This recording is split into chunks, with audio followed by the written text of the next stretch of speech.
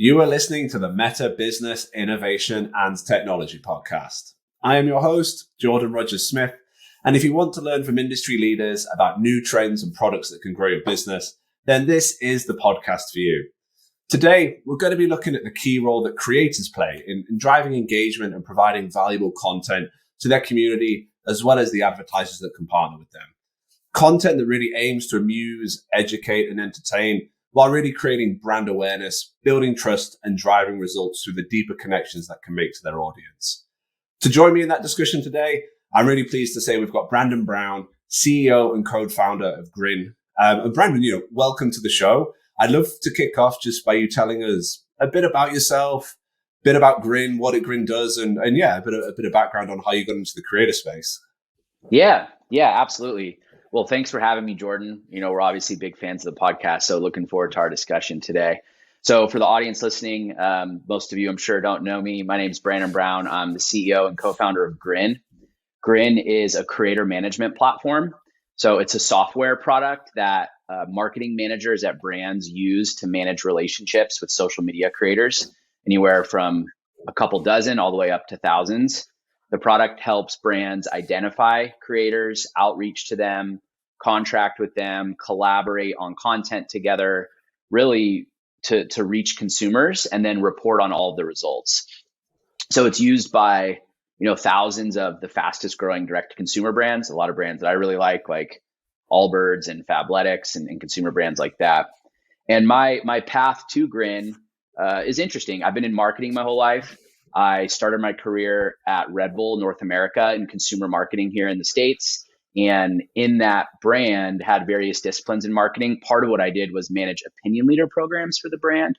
So it's how does the Red Bull brand drive marketing outcome through people? So musicians, artists, athletes, these relevant scene insiders. And through that, I built a point of view and have brought that point of view to what we're building at Grin, which is obviously in the tech space, the technology space. Well, no, it's great to have you here. And I was going to comment about Red Bull, but that's probably not. That would take us off on the tangent with mountain biking and skateboarding. So we're not going to go down that route. No, we can take it offline. But no, Brandon, it's great to have you here. And to start with, help me understand the terminology here. Previously it was called influencers. Now it's creators. Are they different? Are they the same? What's the difference between the two? If there is a difference, or are we just sort of swapping terms? Well, I think so. The way I think about it is the fundamental disruption is the same in that as a consumer, we no longer tune just into companies. We also tune into people. And that's driven by this consumer attention shift from traditional channels like radio and television into mobile and social. And on platforms like Instagram, which is a part of your guys' portfolio, the media property is actually a person. It's not like a ESPN and something. It's not owned by a company. So that consumer attention shift where we used to tune into companies, now we tune into people. The way I think about the terminology is it's all about just marketing that goes through people. Influencer marketing is the first discipline that emerged out of this, right? The way I think about influencer marketing specifically is when a brand is working with someone who has a social media following to drive organic reach on social. But if you think about the types of marketing that you do with creators, which are just people, there's all different types of things that brands do with them besides influencer marketing. They do affiliate marketing, they create branded content, they do paid social via creator handles, athlete marketing, customer advocacy, right? So when we think about the difference between creator management and influencer marketing, creator management is the category of software that supports all marketing through creators, not just influencer marketing. And it focuses on managing creators and the tactics to do that effectively. And brands use it to do all sorts of different things. And so with Grin, sort of where does Grin sit in that space? Does Grin sit on one side, the other side, across all of it? Sort of, what's its key value prop when it comes to sort of those two different facets of the same thing? So brands use Grin to manage the end-to-end workflow of working with creators. So we don't sell to the creators, we sell to the brand. And the brand uses our product kind of like a consumer brand uses it, kind of like how a B2B company would use like a Salesforce or a CRM. But instead of the consumer brand selling to prospects with the CRM, they're working with creators and collaborating on content. And so our product helps with the entire workflow from identification to outreach to contracting, all the content aggregation, the reporting, analytics, and payments. So we're on the brand side, and we help with the entire life cycle for programs with creators. And so for a company that isn't using creators or has never done any sort of influencer marketing, where does this sort of channel or method of communication with an audience, like where does that actually sit in the marketing mix? And like, how can brands take advantage of that? How can brands take advantage of that if they haven't sort of been using it before?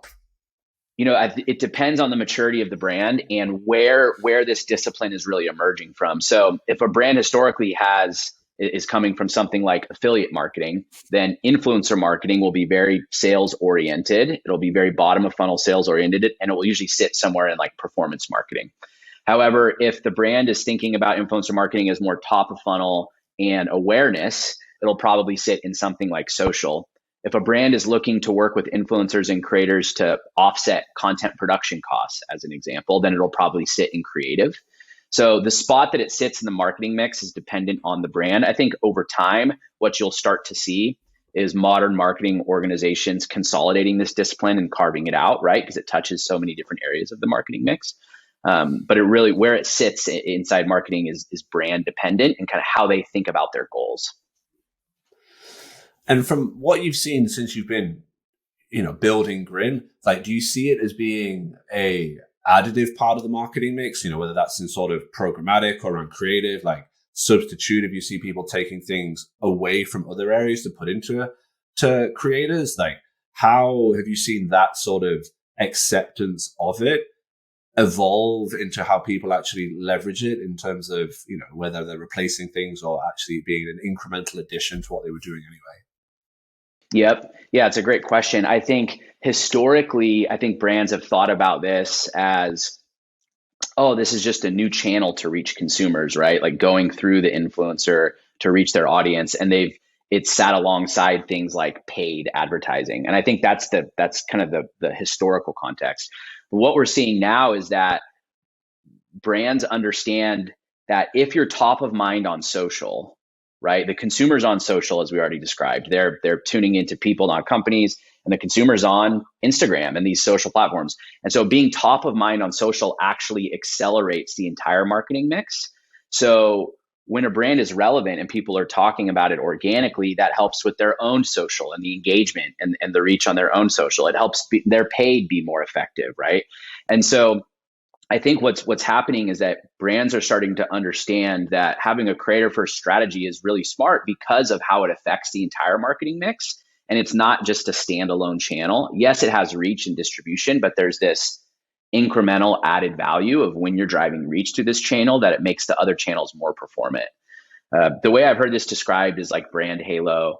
I've heard some brands call it like dark social. It's like this digital word of mouth that accelerates performance. It's really hard to track, but is really valuable.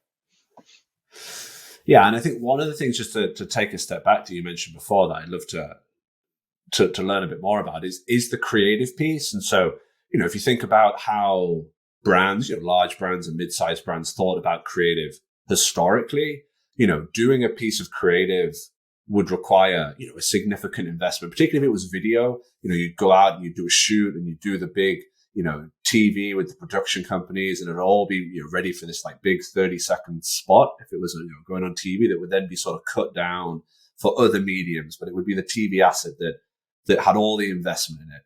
And like, it feels that creators have really changed that entire approach and sort of flipped it on its head, and it's more lower cost, rapid turnaround. It can be really in the moment and reactive to situations or events that are going on. And you can see, you mentioned Red Bull, you can see people making content at the events, or I'm a big mountain bike fan, and you see them on the big mountain bike events, and an hour or two later there's a whole piece of content that's come out from that creator. And so how do you see these changes being sort of made successful within the teams that are embracing them? And like, how do you make that sort of bottoms up that entire new approach of generating lower cost creative and that rapid turnaround, like how do you advise people really embracing that as a new source of creativity if historically from the organizational standpoint they have done the 50 grand 30-second TV spot that then is the basis of everything else?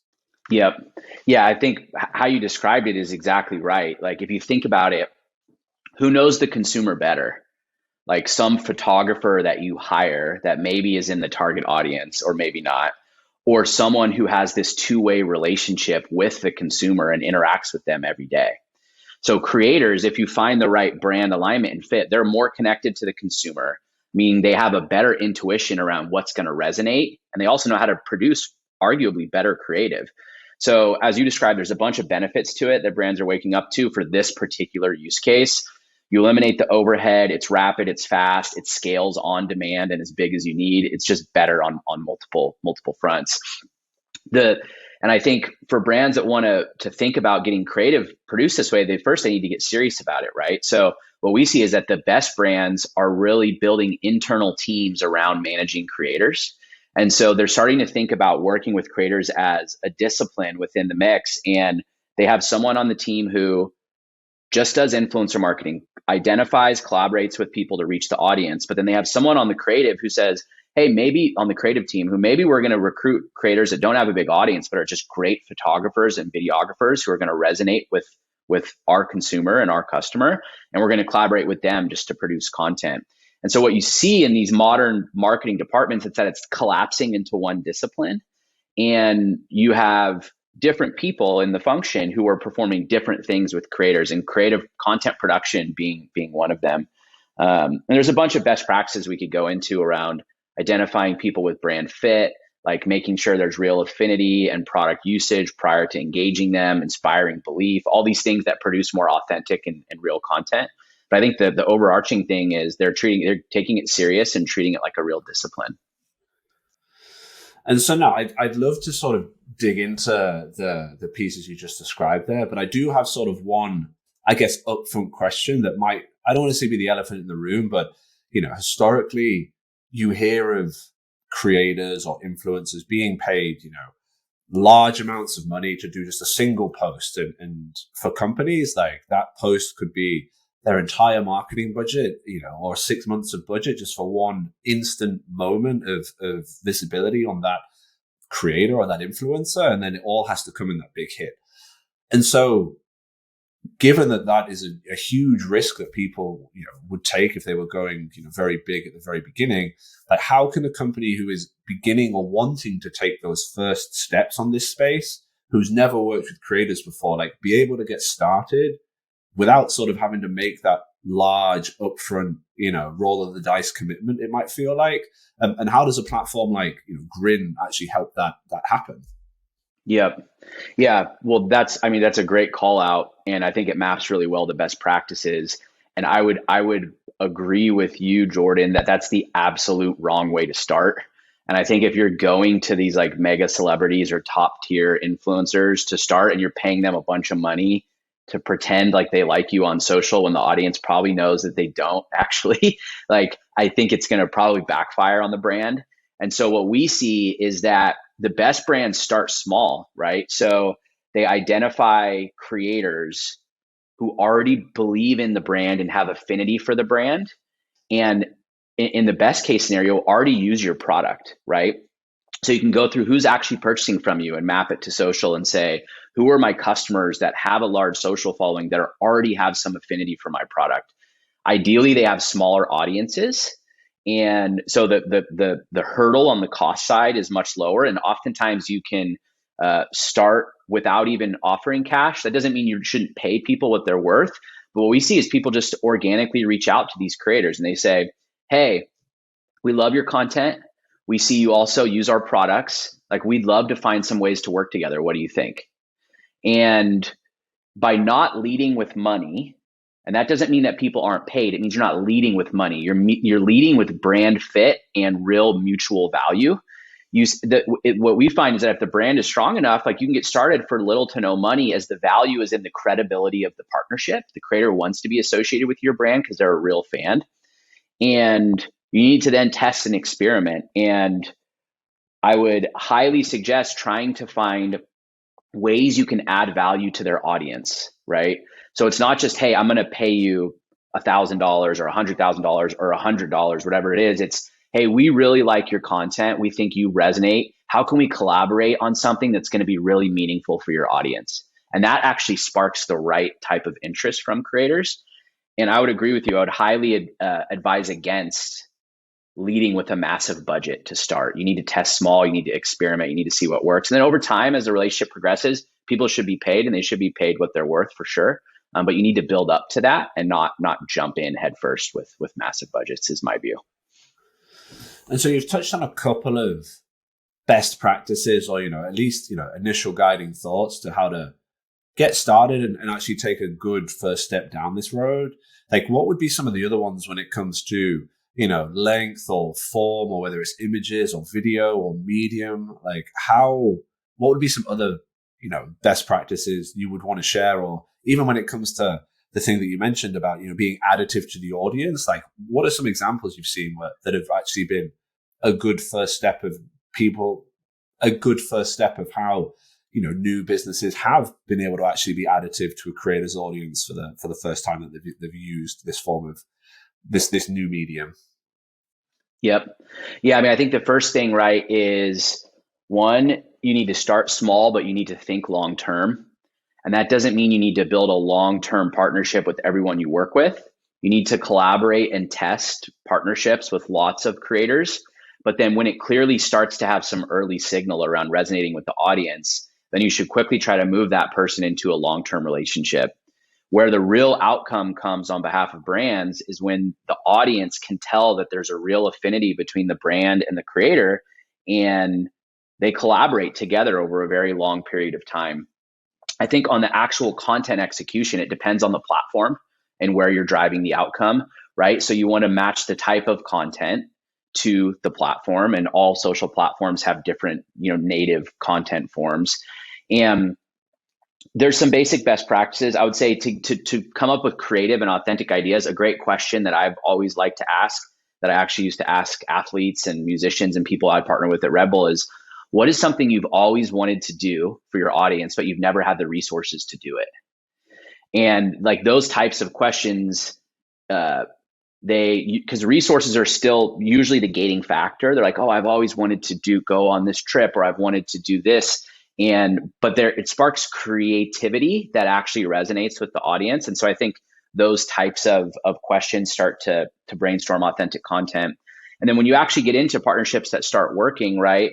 If you're trying to drive bottom of funnel, there's things you can do, like match the landing page and the squeeze page where you're driving the audience to the actual content that's going on to social. So like if you have an account on Instagram, Jordan, and you're talking to your audience, you're like, hey, I really love this cold plunge tank. It's like, it's great for me. I'm traveling all the time and it really gets me energized in the morning. And then if you're driving traffic to the cold plunge website, there should be like a checkout page that has you on it with that piece of content. And so like basic marketing best practices. And yeah, that's how I think about it. And I think the key thing is finding people who have brand fit and affinity, and then working with them over a long period of time. And the thing that you mentioned there about going into this for the long term, and it being seeing it as a long-term partnership and relationship versus it just being sort of a quick in and out, or we've checked the box, we've done influencer marketing for this time and we'll come back to it. A major concern that you could see coming up there with someone who is investing in a relationship with someone else for the future, where they don't necessarily control the output of that individual, is things around brand safety, and how that attachment to that creator over time, if they ever do anything that you as a business wouldn't deem brand safe, could come and have a sort of a negative effect on your own brand. And so how have you worked with brands through Grin to actually sort of mitigate or think about how the brand safety ramifications of these long-term engagements with free thinking individuals that are entirely outside of your direct control within your teams? Like, how does that work, and how do you get people who do have brand safety concerns comfortable with creator marketing and leveraging it? Yep. Great question. Comes up all the time. And I would argue that a long-term relationship is actually a much better way to ensure brand safety than like a short-term transactional relationship like you would see in like a marketplace or something. Our product Grin is not it's not a marketplace. We don't have a bunch of creators that we're matching to brands. It's a tool that brands use to manage this workflow. When I look at these marketplaces that match like thousands of creators with brands, I think the opportunity for a misalignment on the brand side, or if you describe it, brand safety errors and issues is really strong because you have this like group of creators that are pitching brands of why they want to work with them, and they actually don't really care about the brand or the product. They only care about the money. And so when I think about long-term relationships, I think it actually is a much more brand safe way to do it. And you're never going to get rid of this human touch. You can have a product like Grin that helps you understand brand safety scores and brand fit and alignment and historical content. There's a lot of products that do that. But fundamentally, this is about people. It's not like buying ads in Facebook Ads Manager. It's just different because the endorsement goes through a person, and it's not just going through a platform. There's a person doing the endorsement. So it's about collaboration, having the right person on your team managing the creator relationship, and having a human actually vet the partnership and saying, does this person really align, sharing details and briefs up front? And there's tools that can support that.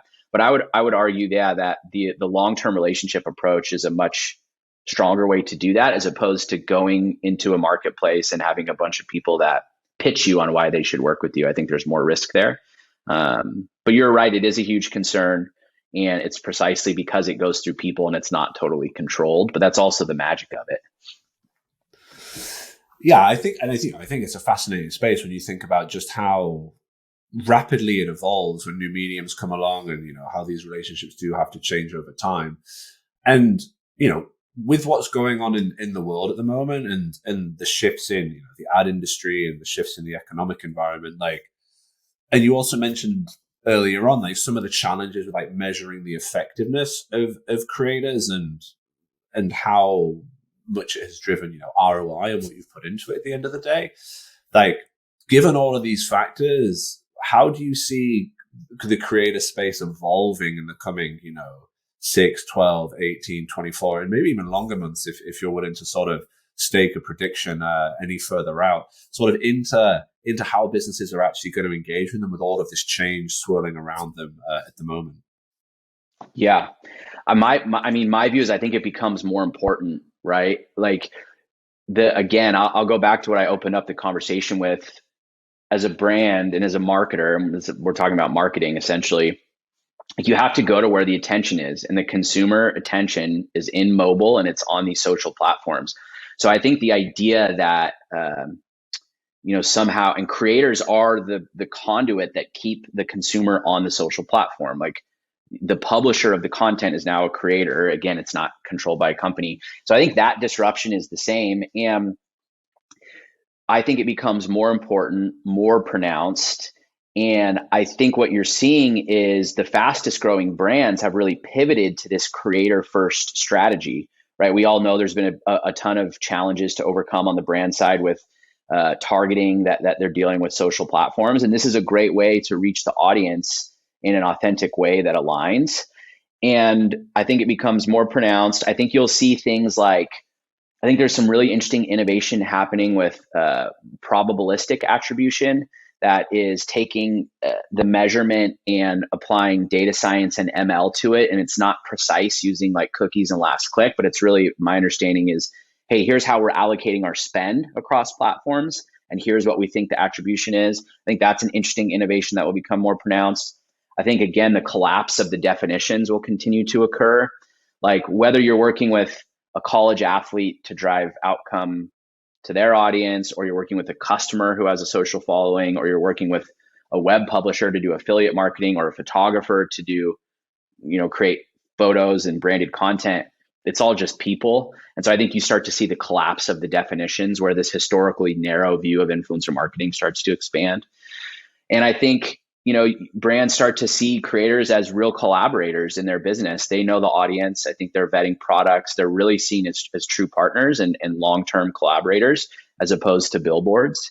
And I think it's an exciting time to be in this space. Like you said, the world changes really fast, and smart brands are moving quick right alongside it. And for someone who wants to take that first step and begin, on the journey of working with creators, like what would be sort of the biggest tip that you would give them, and sort of the biggest watch out or lesson you've learned from the mistakes you've seen other people make, so they don't have to sort of make it themselves? Yep. So the biggest tip I would say is don't overthink it and get started and start slow. You probably already have someone in your company that is very active on social, that understands the consumer really well. Maybe it's the head of marketing, maybe it's some IC in marketing. They know who the creators are already. And if they don't, have them browse social and aggregate those creators into a Google Sheet and reach out to them and ask them to collaborate. Don't need to go buy a big platform. You don't need to spend a bunch of money. You can get started easily and you can start slow. And then where things I do think go off the rails, we touched on briefly, and I'm glad you brought it up, but I think is when people lead with these big budgets and these huge budgets without really understanding if there's fit there. Again, creators should be paid. It's an emerging small business type that I think will continue to become more pronounced. And I'm not saying they shouldn't be paid. What I'm saying is, as the brand, you shouldn't lead with money. You should lead with trying to find people who align with your mission and what you're doing, and find ways to add value to their audience and pay them in the process. But you shouldn't just get people to line up because you're going to write the biggest check. And I think that's where it starts to go sideways, because it becomes ROI negative very quick until you really understand the channel and the discipline and the process. No, great final words to leave us on with there, Brandon. And I guess the final comment, I'd love for you just to share a little bit about where people can find out more about Grin and what Grin does, and how to learn a bit more about what the company that you've built. Yeah, absolutely. So you can check us out online at www.grin.co. And I think we're going to be creating a specific page about our partnership with you guys at Meta. So we'll put that up at www.grin.co/meta, and that'll redirect people to this episode. And yeah, you can find us online. We have a blog. I'm very active on social, especially on LinkedIn. So if you just type Brandon Brown and then the company that I founded, Grin, on LinkedIn, you should be able to connect with me on there. No, amazing, Brandon. Thank you very much for joining us today on the episode. And yeah, I hope you all enjoyed the episode where we focused in and really dug into the value that creators can drive. I'll start that again. And that's it. So I hope you enjoyed this episode on creators and the value it can drive to your marketing strategies. We'll have links to any of the resources we mentioned in today in the show notes at the end. So thank you for listening to the Business, Innovation, and Technology podcast. And be sure to subscribe to get notified whenever we have a new episode, and help us share these insights with others by leaving us a 5-star review. Thank you.